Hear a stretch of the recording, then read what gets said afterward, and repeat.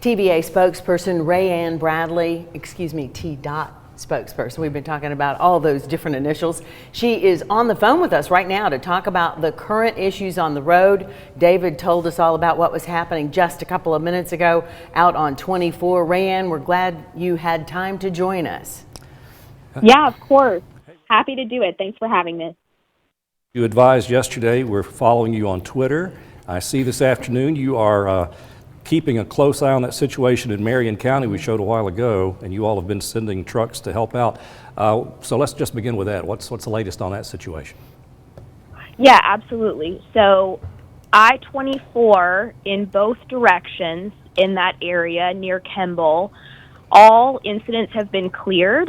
So all lanes are open on I-24 in both directions, but there was a significant queue that accumulated for the multiple crashes that occurred in both directions. So it's going to take some time for the traffic to clear. So we just ask that folks be patient as the traffic slowly clears out in that area. All right, that's really good to know because it is at least going to start moving. We'll see those purple lines start to disappear. So tell us how TDOT prepares for winter weather. And we've had it for a couple of days now, it seems, and we know you all have been doing things to protect the roads, protect drivers. What's happening now? Yeah, of course. Great question. So we take a proactive approach in addressing inclement weather. One of the ways we do that is with something we call brine, which is an anti-icing measure to help prevent snow and ice from accumulating on the highways. It's essentially a combination of water, salt, and other additives that help to prevent freezing from occurring.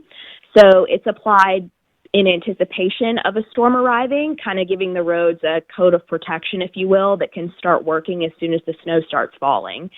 So once the snow or ice does hit, we deploy snow plows to help keep our roads clear, and then we also use graders or belly plows to address that packed, really dense snow or ice that accumulates as slushy conditions freeze in colder temperatures. This is the kind of thing you all prepare for year-round, and let's face it, some years you really don't have to deal with this. And unfortunately, here in the middle of January, you have a lot to deal with. What has gone right so far in your efforts, and perhaps has anything gone wrong that we can learn from in the future? Yeah, great question. So our crews are amazing. Like you mentioned, we prepare for this year-round every year. So we replenish all of our salt and supplies in all 95 counties across the state in preparation for the winter weather season. All crews, they ready their snow plows, their equipment, their brine trucks, and, I think this year's winter weather budget was somewhere around $26 million.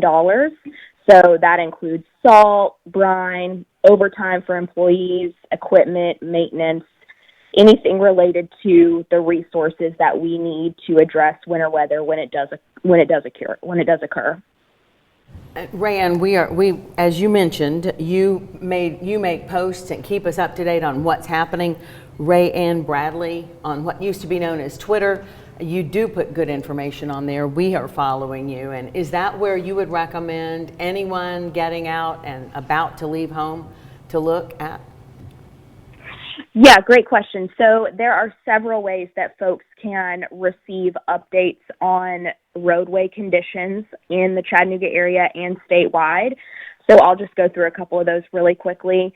Drivers can call 511 to find out about driving conditions, or they can visit our TDOT SmartWay, which is smartway.tn.gov.